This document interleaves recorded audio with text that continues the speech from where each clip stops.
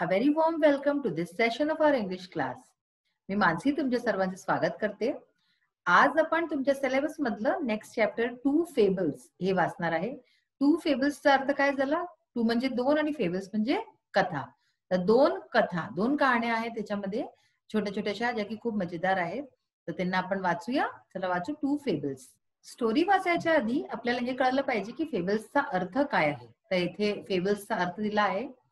आपण मराठीत त्याला कथा म्हणतो. आता बघा, a fable is a very short story usually with animal characters. Fable म्हणजे कथा काय असते? खूप लहानशी कहाणी असते, युजली विथ एनिमल कॅरेक्टर्स. त्याच्यात जास्त तर काय असतं? एनिमल कॅरेक्टर्स असतात, म्हणजे पशु पक्षी वगैरे असे सगळे कॅरेक्टर्स असतात. असे सगळे जे आहे त्यांना घेतलं जातं, त्यांना घेऊन असते ही कहाणी.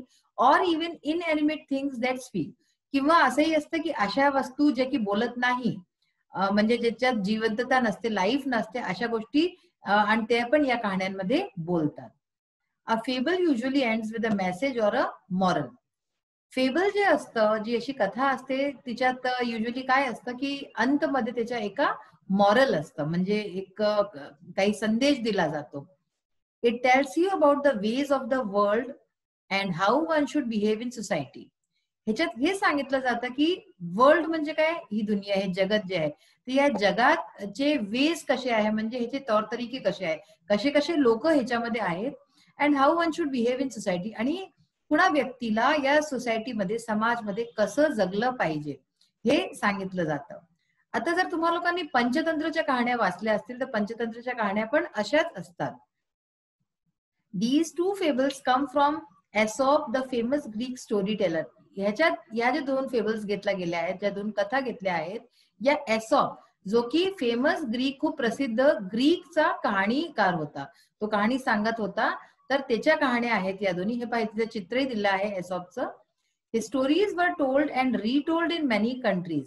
तर ह्याच्या ज्या कहाण्या आहेत त्या परत परत परत परत वर्षानुवर्षापासून सांगितल्या जातात ते खूप साऱ्या देशांमध्ये, according to their own local conditions. आणि हर देशामध्ये त्यांच्या कोणत्याही देशाच्या अकॉर्डिंग त्याला ढालून घेतलं जातं आणि ती कहाणी सांगितली जाते. Here the story of the town Mouse and country Mouse is retold in the English style. तर इथे एक जी कहाणी आहे टाउन माऊस आणि कंट्री माऊस, म्हणजे 2 उंदीरांची, ती जेव्हा आपण कहाणी वाचू तेव्हा तुम्हाला कळेल.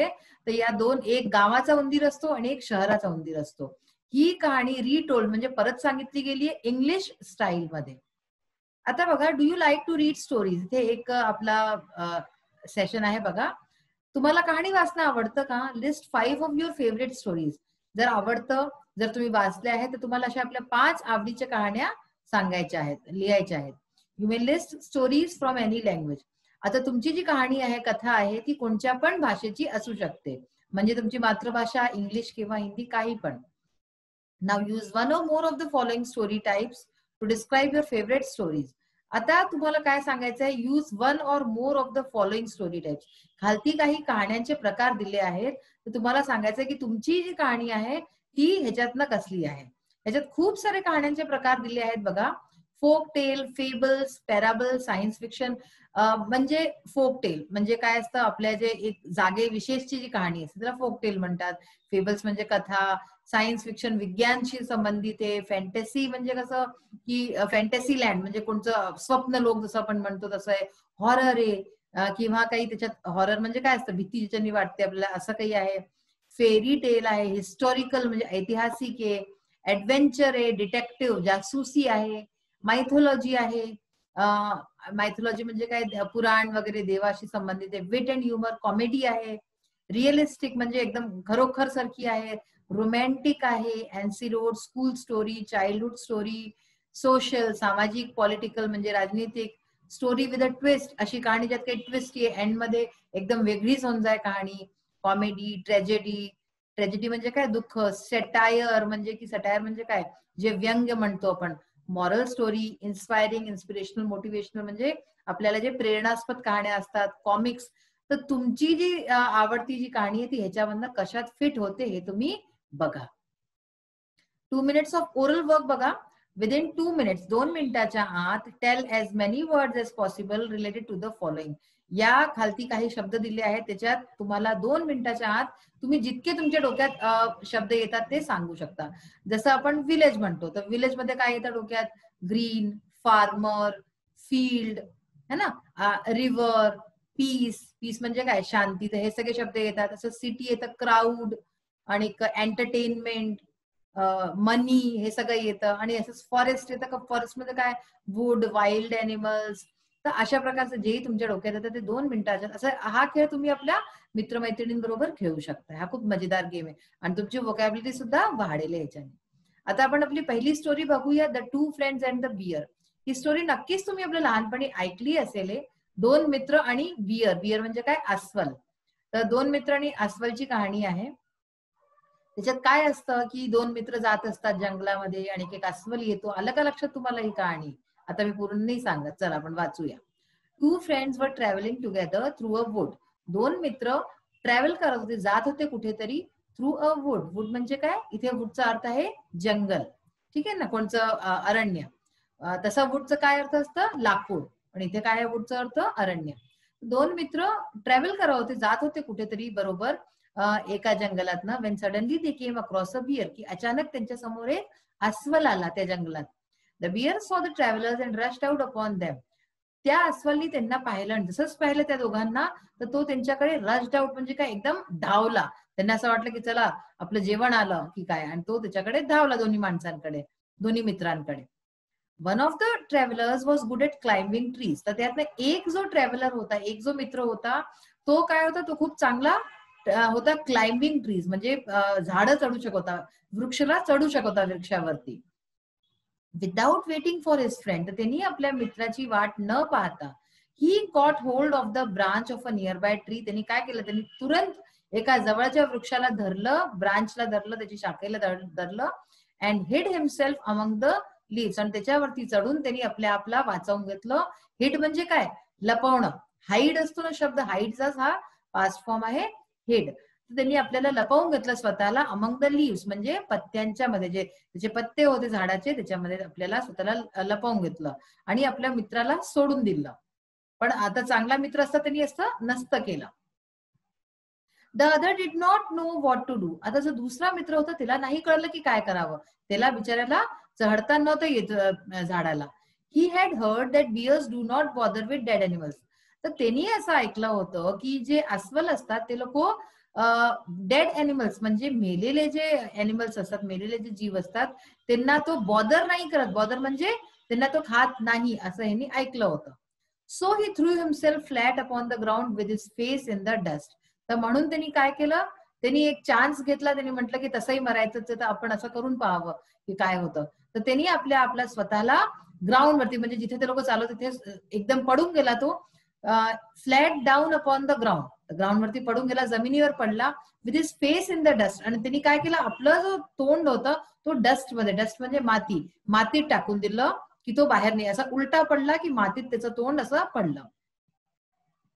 The bear coming up to him put its muzzle close to ear. म्हणजे बियर, तो जो अस्वल होता, तो त्याच्या जवळ आला. Coming up to him put its muzzle close to his ear. आणि त्यांनी आपली मजल म्हणजे आपलं जे तोंड होतं ते तो त्याच्या जवळ, त्याच्या कानाच्या जवळ त्यांनी आणलं. अँड स्निफ्ड अँड स्निफ्ड, आणि त्याला त्याची वास घेऊ लागला, त्याला सुंगू लागला चारीकडनं. बट द मॅन ले very quietly on the ground. पण त्या माणसाने धीर धरून आणि तो एकदम शांततेने तो धरतीवरती, पृथ्वीवरती पडला राहिला. And did not even breathe. आणि त्यांनी ब्रीथ नाही केलं, म्हणजे त्यांनी श्वास नाही घेतला. कारण की त्यांनी श्वास घेतला असता तर काय झालं असतं? त्या अस्वलनी त्याला खाऊन घेतलं असतं आणि त्याला हे दाखवायचं होतं की तो मेलेला आहे.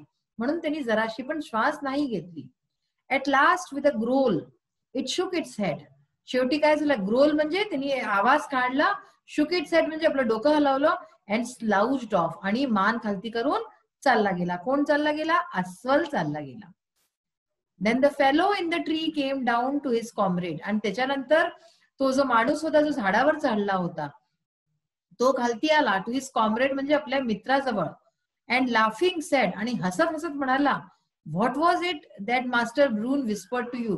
असं काय होतं जो मास्टर ब्रून म्हणजे त्यांनी मिस्टर बियर केलं, असं जसं की अस्वल, अस्वल साहेब असं तुम्ही समजा, अस्वल साहेब तुझ्या कानात काय बोलले, काय हळू बोलत होते.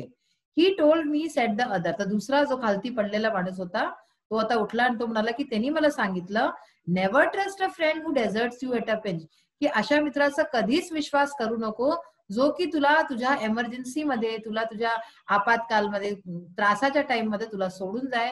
अशा मित्राचा कधी पण विश्वास करू नको. म्हणजे friend in need is a friend in deed असा एक इंग्लिशमध्ये आहे, पण प्रोवर्ब पण आहे, सेइंग आहे. म्हणजे की जो मित्र कामास येतो तोच खरा मित्र असतो, जो आपल्याला वाईट वेळात कामास येतो. अशा प्रकारची स्टोरी तुमची नक्कीच वाचलेली असेल, तरी आज आपण छान वाचली. ह्याचे या स्टोरीचे साइड क्वेश्चन्स बघूयात आपण. Who rushed out upon the friends, म्हणजे की फ्रेंड्स वरती कोण रश्ड आउट केलं, कोण धावून आला मित्र, त्या मित्रांजवळ. वेअर वर दे ऍट दॅट टाइम, ते त्यावेळेस कुठे होते. तर पहिल्या प्रश्नाचं उत्तर बघा, who rushed out upon the friends, a bear rushed out upon the friends, म्हणजे एक अस्वल त्यांच्याकडे धावून आला. वेअर वर दे ऍट दॅट टाइम, ते त्यावेळेस कुठे होते. They were passing through a wood at that time, तर ते त्यावेळेस एका जंगलातनं, एका अरण्यातनं जात होते त्यावेळेस. दुसरा प्रश्न आहे, why did the other traveller lie with his face in the dust. जो दुसरा यात्रेकरू होता, जो दुसरा मित्र होता, ट्रॅव्हलर म्हणजे काय, यात्रेकर, दुसरा यात्रेकरू होता, तो असं का त्यांनी केलं की जमिनीवरती पडला, with his face in his dust, आपलं तोंड मातीत टाकून असा का पडला. तर उत्तर आहे, because he had heard that bears do not eat dead animals, कारण की त्यांनी ऐकलं होतं असं की जे बियर्स असतात, अस्वल असतात, ते मेलेल्या अॅनिमल्सला, मेलेल्या जनावरांना नाही खात. So he pretended to be a dead man, तर त्यांनी म्हणून असं दाखवलं की तो एक मेलेला व्यक्ती आहे. प्रिटेंडेड म्हणजे की खोटं मोठंस काही वस्तू आपण दाखवतो तर त्याला प्रिटेंड करणं म्हणतात. नेक्स्ट क्वेश्चन आहे, did the bear really whisper to the traveller, काय तो बियर, काय तो अस्वल खरंच त्याच्या कानात काही म्हणाला होता. तर तो नव्हता म्हणाला काही खरंच. तर नो इट डिडंट, नाही तो नव्हता म्हणाला.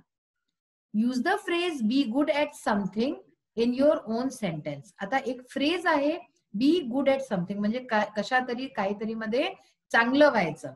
ठीक आहे ना, गुड म्हणजे काय, चांगलं, तर कोणत्या तरी गोष्टीत छान व्हायचं.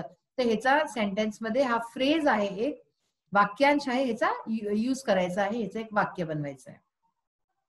He is good at studies, म्हणजे की तो अभ्यासात चांगला आहे.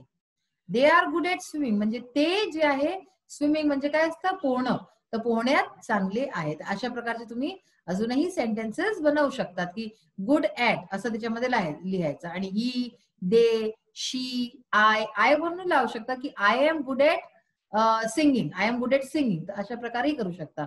वेगवेगळे सेंटेन्स बनवा. आता तुमच्या इंग्लिश वर्कशॉप मध्ये हे घेतलेलं आहे. क्वेश्चन नंबर 2 तुमचा बघा, translate the following into your mother tongue. Translate करायचं आहे. हे काही वाक्य आहेत, हे वाक्य तुमच्या जो आपण नेक्स्ट सेशन मध्ये, तुमचा नेक्स्ट जी स्टोरी आहे, कथा आहे, तिला वाचू, त्याच्यातनं घेतलेले आहेत. तर त्यांना मराठीमध्ये, आपल्याला मातृभाषेमध्ये आपल्याला तिला ट्रान्सलेट करायचं आहे. तर बघा, I do not like that music at my dinner, त्याचं काय होईल मराठी, माझ्या जेवणात मला ते संगीत आवडत नाही. ठीक आहे, म्हणजे I do not like that music, मला ते संगीत माझ्या जेवणात. आता डिनर म्हणजे काय, रात्रीचं जेवण असतं. तर तुम्ही ह्याच्यात हेही करू शकता की मला माझ्या रात्रीच्या जेवणात मला ते संगीत आवडत नाही, असंही करू शकता. Better beans and bread in peace than cakes and jellies in fear, म्हणजे भीतीने केक आणि जेलीपेक्षा, ठीक आहे, भीतीने, better beans and bread in peace, fear म्हणजे काय असतं, भीती असतं. तर भीतीने केक आणि जेलीपेक्षा शांततेत सोयाबीन आणि ब्रेड चांगलं, म्हणजे भीतीने कोणची गोष्टी आपण बढिया बढिया अन्न खाऊ त्याच्यापेक्षा शांततेने साधं जेवण खाल्लेलंही चांगलं, याचा अर्थ हा आहे. Now try to write more sentences on the pattern of better beans and bread in peace and cakes and jellies in fear. आता हा जो आता आपण सेंटेन्स वाचला, असेच सारखे आपल्याला अनेक सेंटेन्स बनवायचे आहेत याच थीम वरती, याच तर्जेवरती. तर बघा, better keep quiet than inviting a quarrel, म्हणजे काय झालं याचा अर्थ झाला की बेटर कीप क्वाइट, की शांततेने बसलेलं बरं, देन इन्व्हायटिंग अ क्वेरल, की ह्यापेक्षा की आपण कोणत्या क्वेरलला, कोणत्या भांडणाला इन्व्हाइट करू, आमंत्रण देऊ, त्यापेक्षा शांततेने बसलेलं बरं. Better sleep hungry than stealing, चोरी करून खाल्ल्यापेक्षा की आपण जे आहे हंग्री म्हणजे भुके राहून झोपलेले बरे, चोरी करून खाऊ त्यापेक्षा भुके राहून झोपणं बरं. Better sit at home than wandering in the scorching heat. घरी बसून घरी बसणं बरं ह्याच्यापेक्षा की आपण स्कॉचिंग हीट म्हणजे आग जळणाऱ्या उन्हात फिरण्यापेक्षा, गरमीत फिरण्यापेक्षा घरी बसलेलं बरं. तर अशा प्रकारे आज आपण खूप छान छान काही वस्तू पाहिल्या आहेत. आपण स्टोरीज पासून स्टार्ट केलं होतं की फेबल्स कशाला म्हणतात, काय असतात, मग वेगवेगळ्या स्टोरीज कशा असतात, गाण्यात हॉरर असतात, कॉमेडी, पॉलिटिकल, सोशल, किती वेगवेगळ्या प्रकारच्या असतात. त्याच्यानंतर आपण स्टोरी वाचली, ती किती सुंदरशी स्टोरी होती, टू फ्रेंड्सची, की दोन मित्र, आणि जो मित्र जो कामाचाच नाहीये तर तो असा कसा मित्र जो वेळेवरती कामाच नाहीये. त्याच्यानंतर आपण आपले सेंटेन्स मेकिंग जे मराठीमध्ये कसं त्याचं भाषांतरण करायचं तेही बघितलं. हे सगळे तुम्ही परत स्लाइड्स बघा आणि परत शिका, यांना नीटचे. आजची आपली क्लास ते समाप्त होते. नेक्स्ट क्लासमध्ये परत भेटूया. Till then bye. Have a nice day. Thank you.